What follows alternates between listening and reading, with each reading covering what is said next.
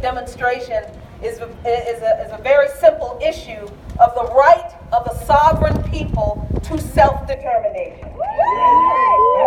That's right. Million Venezuelans voted for Nicolas Maduro. That's right. It does not matter whether the United States government agrees with Maduro and his policies and the way he runs the government of his sovereign nation or not.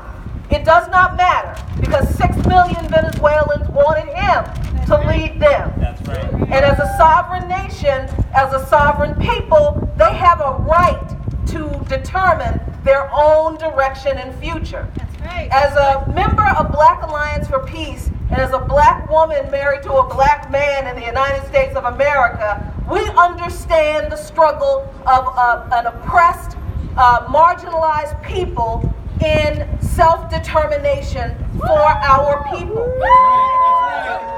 So we stand here as members and representatives of Black Alliance for Peace, but also as people who recognize the danger that American imperialism has played around the world in black and brown countries all over this globe. That's right. And let's be clear that this is not just a Trump issue. That's right. This is a United States government issue. Because the United States has been overthrowing, propping up Western supporting puppet capitalist leaders, overthrowing governments, planning and implementing military and CIA covert coups in governments from Chile to Libya under the first black president, Obama. Shame. That's right.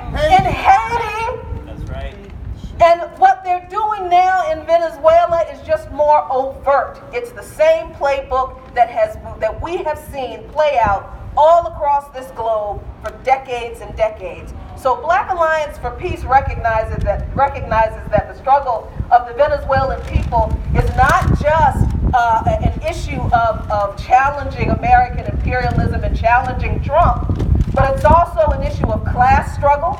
It's an issue of working people determining for themselves who they want to represent them. Yeah. Not the capitalist selected representative of privatization and the 1% and the oligarchy and Juan Guaido that nobody voted for. Right. But in the former bus driver and socialist, Nicolas Maduro, the torch barrier of the Bolivarian revolution, which we stand here to protect, which we would love to implement in this country.